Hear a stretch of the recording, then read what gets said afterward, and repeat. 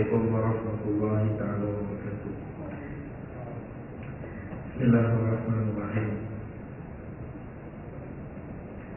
Alhamdulillahi rabbil alamin. Wa bihi nasta'in ala umuri dunya wa din. Wa sallallahu wa sallama ala sayyidil mursalin sayyidina Muhammadin khatamin nabiyyin wa alihi wa sahbihi ajma'in. Wa la hawla wa la quwwata illa billahil aliyyil azim. Baik. Alhamdulillah, alhamdulillah. Kita mengucap syukur kerana diberikan masa kesempatan untuk kita berada ketika di tempat untuk kita menyempurnakan solat zuhur kita pada hari ini. Dan sebelum pelaksanaan solat zuhur, terlebih dahulu kita manfaatkan masa dalam satu muzakarah ilmu. Mudah-mudahan dengan mana masa-masa yang diberi, yang kita terus gunakan dalam menuntut ilmu, mencari ilmu, supaya hidup kita sentiasa mendapat petunjuk daripada Allah Subhanahu Wa Taala. Kerana ilmu ini adalah nur. Al-ilmu nur. Ilmu itu adalah satu cahaya yang akan menerangi jalan-jalan yang kita akan lalui, jalan-jalan yang kita akan capai untuk mendapat kemenangan. Bukanlah jalan yang mudah, bukan jalan yang dengan gelak ketawa, dengan sedih gurau, dengan keseronokan kita akan dapat. Tak. Banyak rintangan yang banyak halangan. Kerana kita ada musuh-musuh yang sentiasa menyekat kita, menghalang kita dan memalih kita daripada landasan. Itulah nafsu dan syaitan yang tidak pernah kenal penat, letih dan tidak pernah kecewa. Syaitan tak pernah kecewa. Dia akan buatkan kita terus gagal dengan berbagai-bagai cara. Kerana dendam dia kepada Nabi Adam dengan satu dendam yang memang tak akan padam. Pernah di zaman Nabi Musa alaihissalam, syaitan datang menghadap Nabi Musa dan bertanya kepada Nabi Musa, apakah ada peluang untuk dia bertaubat? Kerana dia tahu hukuman, azab seksa, dia tahu ada kesudahan syurga dan neraka. Jadi datang kepada Nabi Musa bertanya apakah mungkin ataupun masih ada peluang untuk dia bertaubat. Maka Nabi Musa pun bertanya kepada Allah, apakah Allah masih boleh beri pilihan kepada Adam dan kepada syaitan ini untuk dimaafkan segala kesilapan yang telah lalu. Jadi Allah SWT yang kita tahu Maha Pemurah, Maha Pengasih, sentiasa membuka pintu untuk hapus kesalahan pun daripada siapa pun, masih lagi dibuka untuk jalan bertaubat, untuk kembali manusia kepada Allah. Cuma cara-cara taubat itu berbeza. Untuk syaitan, Allah bagi satu jalan saja, iaitu dia perlu pergi dan sujud pada kubur Adam. Itu saja. Allah suruh dia sujud di kubur Adam. Kalau dia boleh tunduk, dia boleh akur dan dia pergi sujud, maka selesai masalah. Ada apa lagi yang Allah akan ambil hukuman ke atas dia. Jadi kalau dia fikirkan dulu mungkin Adam hidup, sekarang Adam dah mati, tak ada lagi dalam alam dunia, yang kita tengok kalau dia pergi sujud tu Adam dah mati, tak ada apalah, dan dia dimaafkan. Kalau lah itu yang dia pilih untuk bertaubat, maka Allah maafkan dia. Atau bagaimana? Dan kita tahu bahawa iblis, syaitan, bila sebut Adam dia, maka itulah itu yang dia tak ada lupa. Bukan kata Adam, anak cucu cicit dia turut dimangsakan. Maka bila diberitahu cara taubat, sujud kubur tu Adam. Dia nama tu Adam, dia tak nak dengar. Sujud kepada Adam, lebih jauh lagi. Dia kata hidup dia pun aku tak sujud, apakah lagi dengan mati dia aku nak sujud? Tak sekali-kali. Dia tak akan sujud, dia tak akan tunduk, dia tak akan kalahkan diri dia untuk tunduk kepada Adam. Maka dengan itu Allah terus melaknat dia sampailah ke hari ini. Jadi kita ni alhamdulillah kita berada di atas mana kalau kita sedar bahawa musuh kita tak pernah diam, dia tak pernah henti daripada segala usaha dia, sebab dendam dia yang telah lama. Kalau kita tahu, kita kena cari jalan macam mana nak mengatasi. Sebab itu bukan jalan mudah. Nak dapat syurga Allah bukan mudah. Dunia ni pun kalau kita tengok orang yang kaya raya, orang yang hidup mewah, tanya dia dapat mudah ke? Susah. Macam-macam cara dia buat untuk dapat. Dia kena pergi belajar jauh, dan dia kena buat macam-macam belanja rasa untuk dapat satu tahap kelulusan sehingga akhirnya dia dapat kedudukan. Itu dunia, apalagi kalau nak kira dengan akhirat. Jadi alhamdulillah hari ini kita berada di bulan Zulqa'dah. Setelah berlalu daripada Rejab, Syaban, Ramadan, Syawal, maka kita masuk bulan Zulqa'dah dan seterusnya ke bulan Zulhijjah sebagai penamat tahun 1436 Hijrah. Jadi di ujung ini apa yang ada ialah dua perkara besar. Satunya ibadat haji yang sedang berlaku, di mana jemaah-jemaah sedang bergerak seluruh dunia menuju ke Mekah, yang dah sampai, yang sedang membuat kesiapan. Yang penting mereka ni akan pergi haji. Itu satu kumpulan. Dan yang kedua ialah kita yang tak pergi ni, kita ada satu tuntutan untuk kita sempurnakan, iaitu ibadat korban. Ibadat korban ni adalah satu ibadat yang dituntut secara sunat muakkad ain kepada individu, sunat muakkad kifayah kepada keluarga. Mana satu keluarga cukup kalau satu orang nak buat. Kalau tidak, maka tak selesailah tuntutan sunat muakkad. Dan korban ini satu ibadat yang penting. Disebut dalam hadis, azimu bahayakum fa innaha al-siratu mafayakum. Besarkan ibadat korban kamu, kerana ia menjadikan tunggangan untuk kita melintasi titian siratal mustaqim. Maksudnya kita nak lepas, kita akan naik tunggangan, tapi bukan bayangan kita naik lembu tu. Sebab ada orang tanya, ustaz macam mana 7 orang nak naik satu lembu tak jatuh? Bukan lembu tu.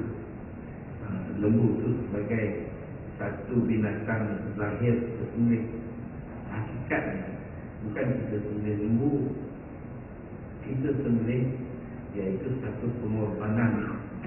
Baik itu bila baginda ditanya tentang korban, mahalnya al-zahi, apa dia korban, maka baginda kata sunnatul abikum Ibrahim. Korban ialah sunnah baginda Nabi Ibrahim. Kalau kita balik kepada sejarah Nabi Ibrahim, apa Nabi Ibrahim telah buat? Ujian Allah yang telah Allah turunkan kepada Nabi Ibrahim agak berat, agak satu yang cukup mencabar Nabi Ibrahim macam mana dia boleh berhadapan dengan ujian-ujian yang sangat besar.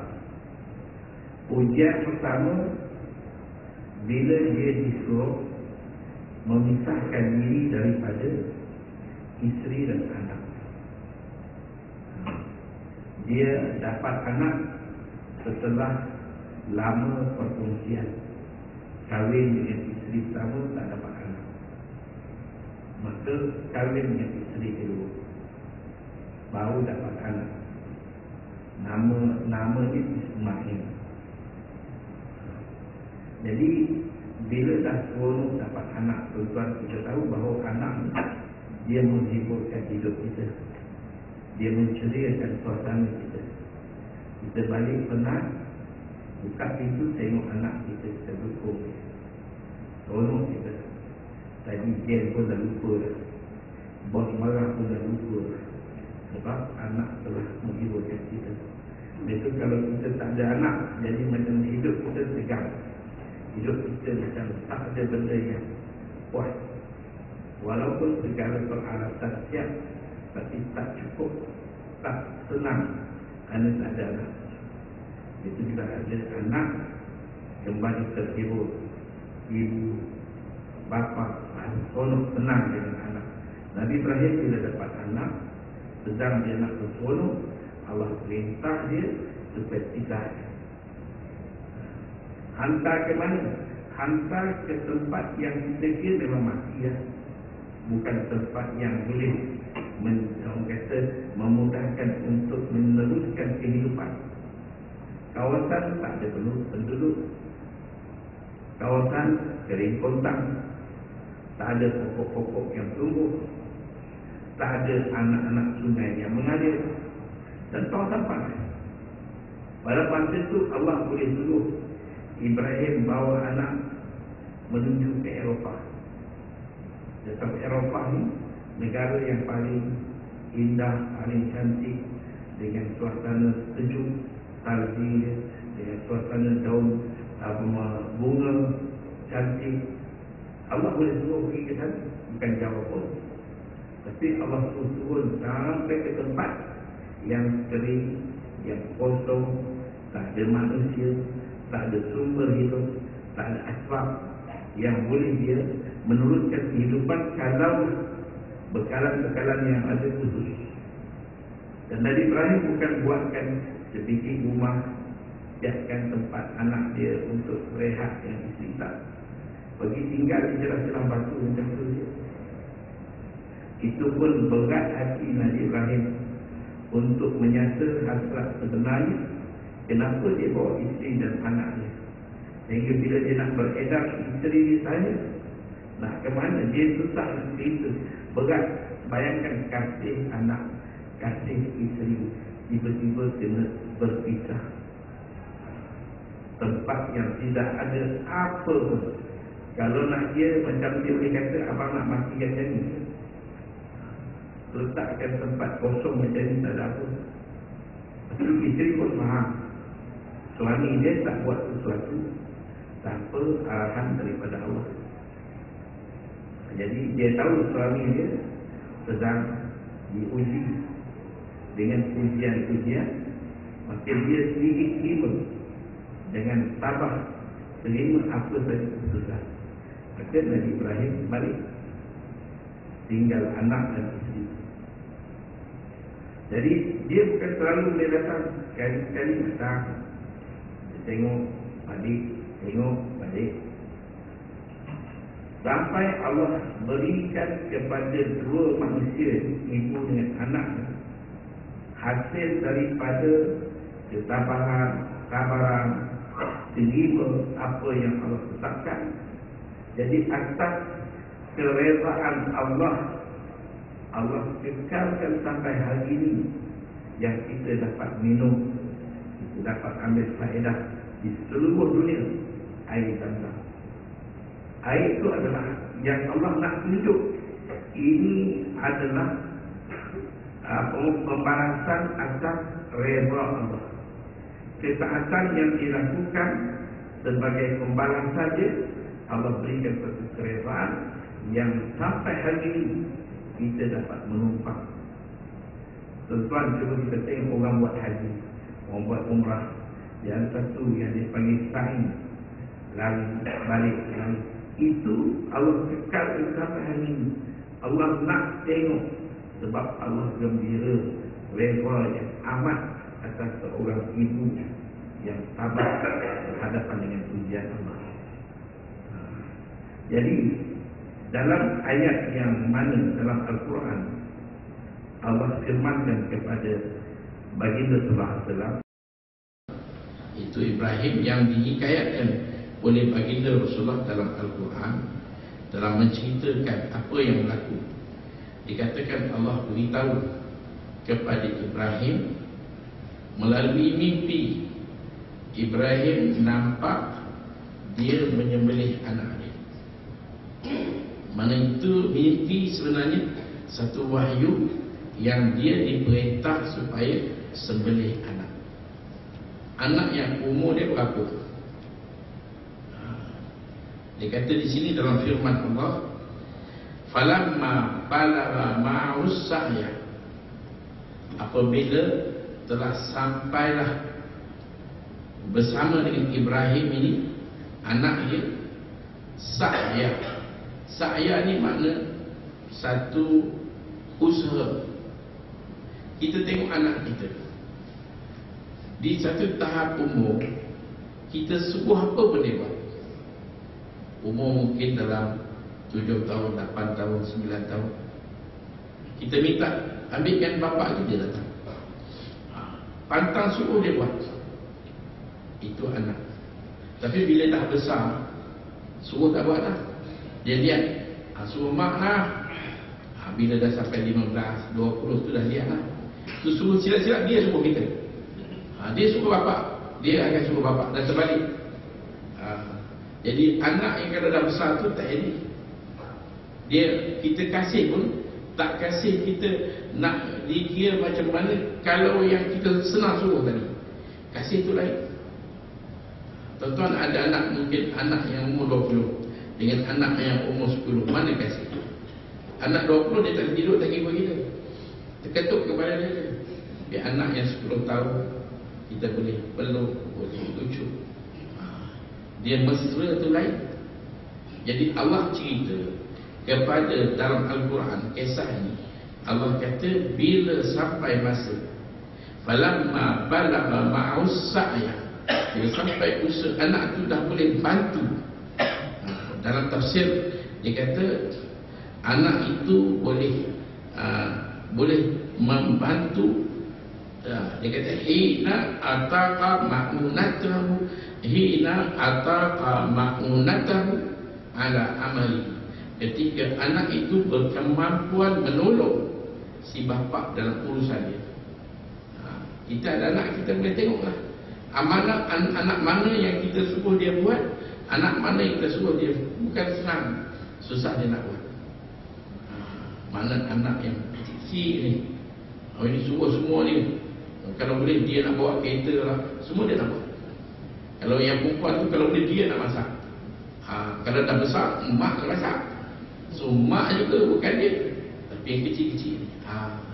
Macam tu umur Nabi Ismail. Nak cerita macam mana hubungan rapat dengan anak. Maka kata bapa, bila anak dalam sampai usia tu, kata Nabi Ibrahim, qala ya bunay inni ara fil manam, sungguhnya saya melihat dalam mimpi, mana saya bermimpi, anni atbahuka, saya sedang menyembelih kamu. Mimpi ini bila sebut saya bermimpi, mana itu perintah wahyu Allah. Allah telah mewahyukan saya untuk menyembelih kamu. Itu kata bapa kepada anak. Dan anak pula dia Nabi. Anak Nabi otomatik Nabi. Dia diangkat menjadi Nabi. Kalau anak Nabi, Nabi. Kalau beriman. Sebab itu baginda Rasulullah, anak laki-laki dia semua wafat. Dan 3 orang anak. Satu nama nama Tahir ataupun Abdullah, satu nama Qasim, satu nama Ibrahim. Tiga-tiga ni anak baginda semua wafat kecil. Allah tak biarkan hidup sampai jadi dewasa, tak. Masih kanak-kanak. Sebab apa? Kalau dia biarkan, anak-anak ni semua akan jadi Nabi. Sedangkan Allah sudah buat keputusan bahawa pintu kenabian dah tutup. Tak ada Nabi lagi dah. Jadi dengan itu Allah wafatkan semua anak baginda. Sedangkan anak perempuan tak. Anak perempuan sampai berkeluarga. Anak perempuan baginda nama Zainab kahwin sampai dapat anak. Anak baginda nama Ruqayyah kahwin dengan Sayyidina Osman. Anak baginda nama Ummu Kulthum pun kahwin. Selepas Ruqayyah meninggal kahwin. Sebelum kahwin dengan Sayyidina Osman, kahwin dengan anak Abu Lahab dulu. Kemudian berpisah, baru kahwin dengan Sayyidina Osman. Ummu Kulthum pun sama juga, kahwin dengan anak Abu Lahab dulu. Berpisah, kahwin dengan Sayyidina Osman. Dan Fatimah kahwin dengan Sayyidina Ali, anak besar, anak lelaki kita. Jadi anak beritahu, bapa beritahu, kata saya sembelih kamu. Apa kata anak? Anak jawab, ya abati fa'al ma tu'mar, wahai bapa, buatlah apa yang bapa disarankan. Mana sembelihlah. Jadi Allah suruh sembelih. Nabi Ibrahim ditugaskan supaya menyembelihkan anak. Bayangkan tuan-tuan, dah tak dapat anak, dalam lama berkongsi, kahwin, hidup sampai lama, bila dah dapat dipisahkan, satu ujian. Tak apalah, selagi hidup, duduk jauh-jauh pun masih lagi hidup. Sekarang ini bukan kata dipisahkan dunia hidup, tapi berpisah kepada hidup semana mati, sembelih. Maknanya ini satu cabaran, dikendaki menyembelih anak. Hikmah dia, kenapa Allah tak suruh Nabi Ibrahim sembelih isteri? Isteri pun ada. Kenapa dia tak mimpi tengok mimpi sembelih isteri? Itu tak besar ujian dia. Hanya bagi dia, tak apa sembelih isteri, nanti boleh cari isteri lagi. Isteri boleh dapat, tapi anak susah dapat. Sebab itu satu orang ni diuji. Dia kata, kamu kumpulkan 10 orang. Maka saya nak tengok kumpul 10 orang di sana, isteri, ibu, anak, menantu, 10 orang. Satu orang perempuan, satu orang lelaki, dia semua datangkan 10 orang. Maka dia ditanya, kalaulah 10 orang ni, saya nak awak tinggalkan 4, lain semua awak buang. Saya nak kekal 4. Maka dikekalkan siapa? Dikekalkan anak perempuan dia, isteri dia, mak dia, dan juga menantu dia, 4 orang. Maka dia kata, 4 ni saya nak awak buang 2, tinggal 2. Dia nak buang siapa? Dia ada anak perempuan, dia ada isteri dia, dia ada mak dia, menantu dia. Dan yang lain tadi dah 6 tadi, satu buang, tinggal 2 saja. Nak buang siapa? Maka dia buang semua. Dia tinggalkan isteri dengan anak perempuan. Mak dia buang, menantu dia buang. Mana dia kata, mana kita kata pilih, mana awak nak pilih? Dia pilih last kali 4 orang daripada 10, tinggal 4, iaitu mak, anak perempuan, menantu dan juga isteri. Daripada 4 ni, maka kita pilih 2. Maka dia pilih siapa? Dia buang mak dia, dia buang menantu dia, dia tinggal isteri dengan anak. Jadi maka dia kata, 2 orang ni awak pilih satu.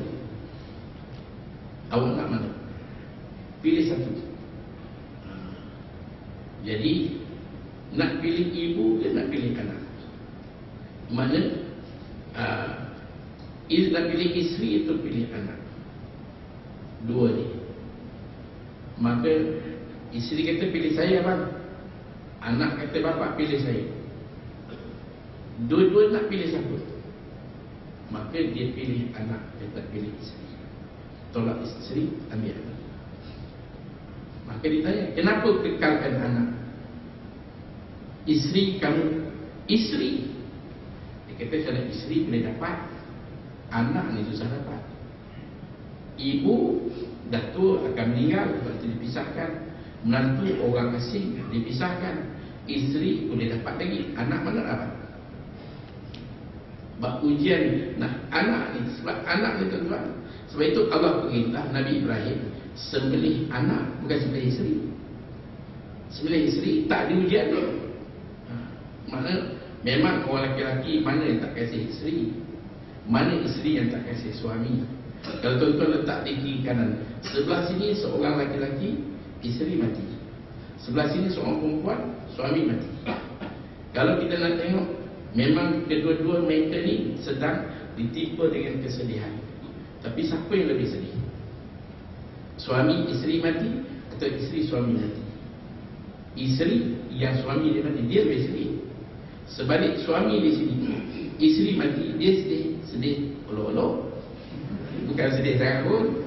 Isteri mati, menangis ada sikit, tak lama menangis, nanti dia kering. Hati dia lain tak lampu hijau lah. Tak mati pun lampu hijau menyala tapi tak keluar. Tambah bila mati, wah memang nak lagi lah. Sebab itu tuan-tuan dan mulia, ujian bukan sembelih isteri, sembelih anak. Jadi bila sembelih anak, dia asah pisau, dia letak pisau yang tajam dekat tengkuk anak, dia sembelih. Itu perintah. Dan inilah sebenarnya, kalau kita hari ini sebut merdeka, merdeka, merdeka. Orang kata setengah kata mau duit ke, mau duit ke, mau duit ke.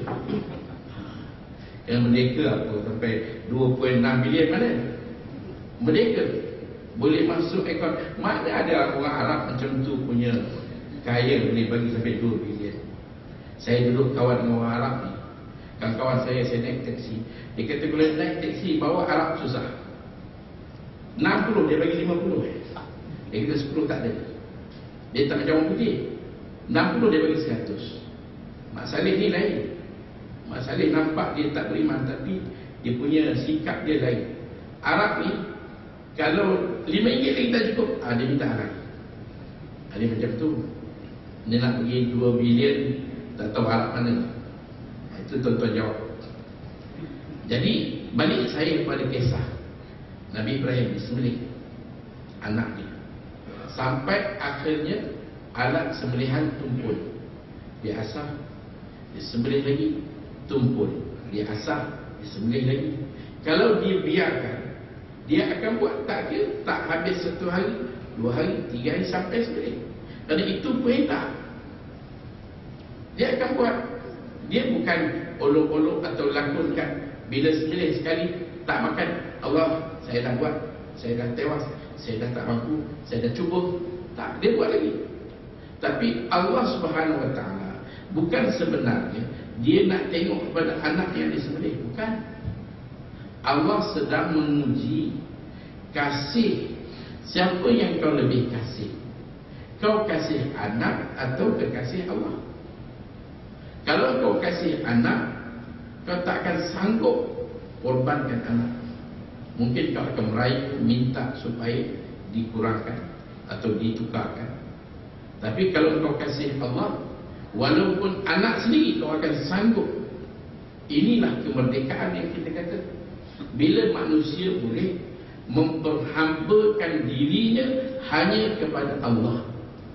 Tidak, hari ini banyak orang kata merdeka, tapi dia hamba anak, dia hamba isteri, dia hamba duit. Oh, kita ni banyak hamba duit. Kenapa tak datang solat?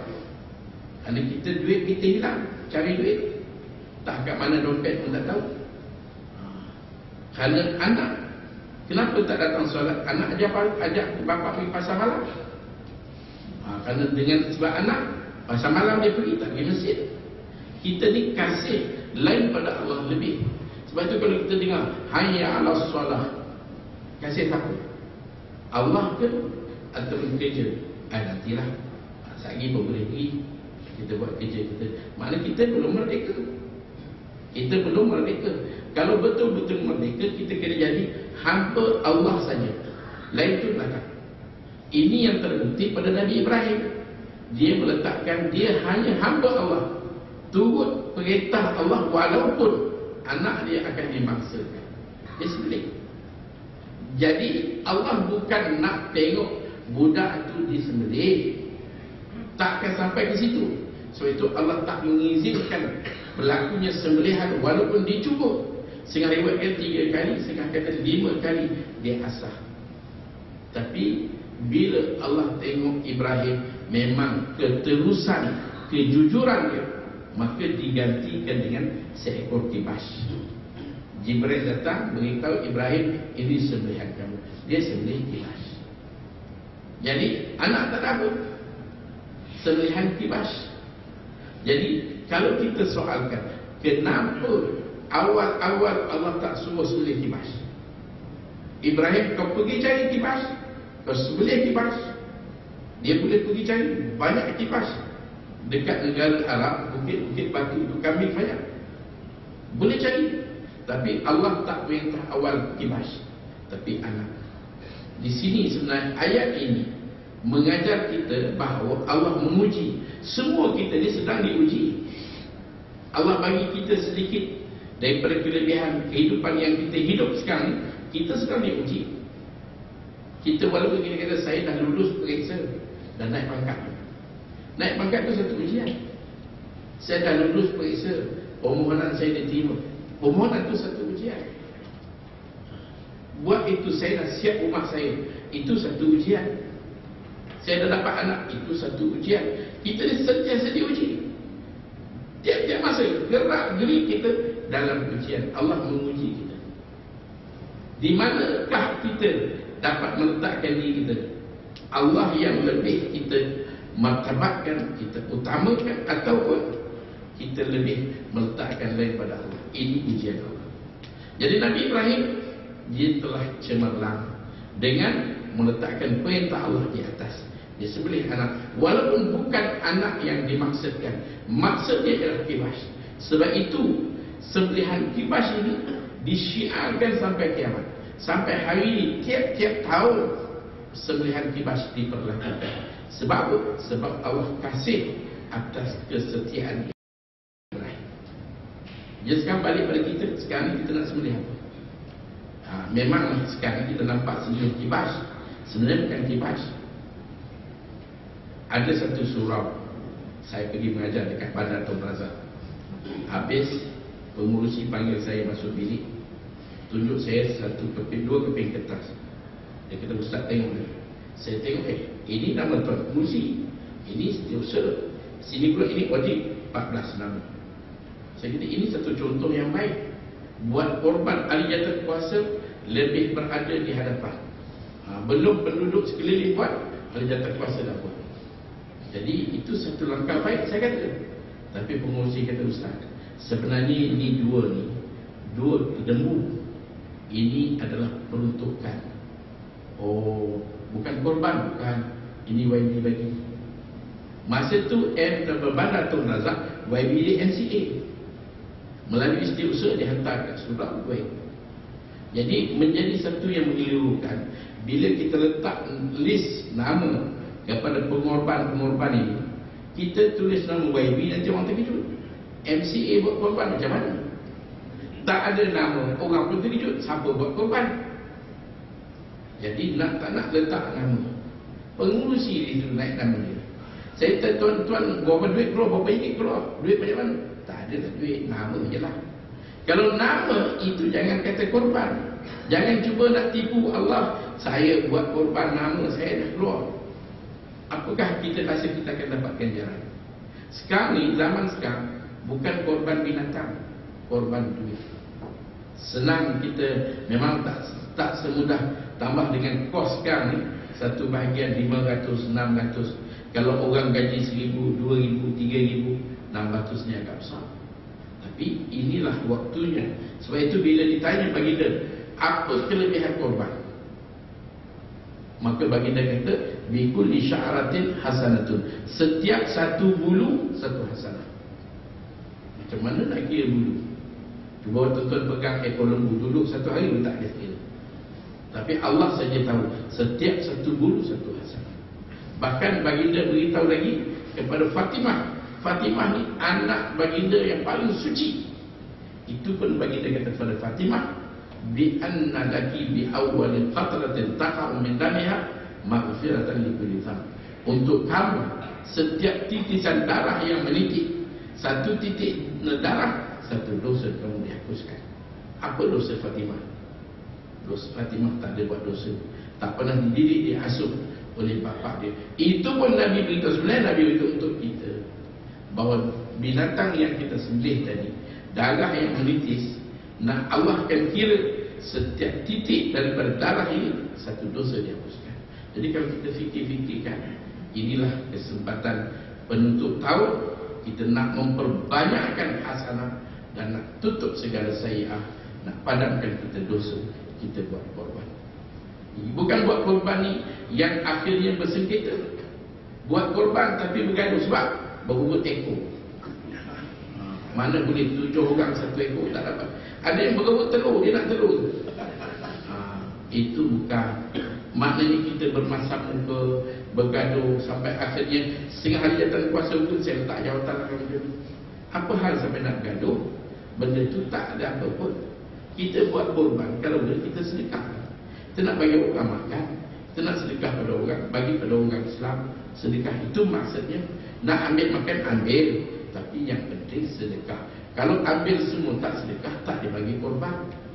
Jadi wallahu a'lam bishawab, kerana masa pun cukup suntuk untuk saya nak ingatkan di sini, kalau boleh bagi kita yang ada, kita buatlah korban. Ambil setahun penutup, jangan sibuk nak buat akikah. Jangan sibuk nak letak nama mak bapak anda mati. Dia bukan ibadat nama. Kita buat, kalau boleh buat satu bahagian, kalau mampu naik 2 bahagian, naik 3 bahagian, seekor, 1 ekor lembu, 1 orang. Nama bank rakyat mesti banyaklah. Buat lebih. Saya tengok di Pakistan, untuk sembelih lembu 2 orang ke 3 orang dah cukup lah. Dia boleh terbalikkan tepi jalan dia. Dia tarik tengkuk, dia ikat kaki, dia pijak, dia sembelih. Kita satu taman keluar, lembu seekor je. Lembu kata, aku dengan kau sama lihat. Kalau duit nak keluar tu lihat. Bukan benda susah. Untuk lain kita boleh keluar, untuk korban banyak kita punya masalah. Jadi kalau boleh, kita anggapkan ini ibadat kita dalam penuntut tahu. Kita bagi orang, bagi sana sini, dan satu sumbangan ikhlas.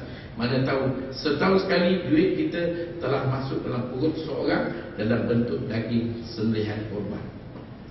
Dan orang yang dapat tu, dia doakan untuk kita. Seronok. Saya ada anjurkan korban, tuan-tuan surau pun ada. Saya pun juga ada buat, saya buat 3 tempat. Satu di Malaysia, pondok-pondok, ada banyak pondok, satu bahagian 500. Yang kedua saya buat di Thailand, pondok-pondok juga, satu bahagian 400. Yang ketiga, satu bahagian 350 saya buat di Bangladesh dan juga di Kemboja. Kawasan-kawasan Kemboja, kawasan-kawasan pendalaman yang saya selalu tengok, bila diagihkan berapa satu rumah diberi, 200 ke 300 gram. Maknanya tak dapat nak diagihkan banyak sebab penduduk yang ramai dan sumbangan yang tak banyak. Yang banyak dihantar, mereka pergi kawasan-kawasan yang kadang-kadang tertumpu sampai tahap setengah rumah 1 ekor, setiap rumah 1 ekor. Banyak lagi kawasan yang tak dapat. Alhamdulillah saya ada kawan-kawan yang tahu kawasan-kawasan pendalaman, kawasan-kawasan yang mana ada orang Islam, maka diagihkan ke sana. Saya minta 3. Daging diagih mentah, tulang boleh buat sup makan ramai-ramai, dan yang ketiga ialah doa untuk kebaikan peserta korban. Tuan-tuan yang berminat, di belakang sana saya ada borang korban. Lepas solat tuan-tuan boleh dapatkan. Dan seperti biasa, saya datang sebulan sekali di sini. Saya suka meminta, memohon sedikit sumbangan ikhlas untuk tuan-tuan bantu sedikit usaha yang saya sedang lakukan, iaitu saya sedang menggerakkan madrasah pondok dan tahfiz Sekarang ni ada 7 tahfiz di bawah usaha saya dan kawan-kawan yang kita buat tahfiz secara percuma tanpa kita mengenakan bayaran, dan lebih menekan kepada kanak-kanak atau anak-anak yang mak bapak tidak mampu untuk membiaya kerana kos yang agak berat sekarang ni. Jadi kita buat pengajian free. Jadi tuan-tuan juga boleh terlibat sebagai penyumbang bantuan yang tuan-tuan boleh hulurkan walaupun sebulan sekali, RM10, RM5, RM50 terpulang. Jadi saya akan letak sejarah dekat belakang sana.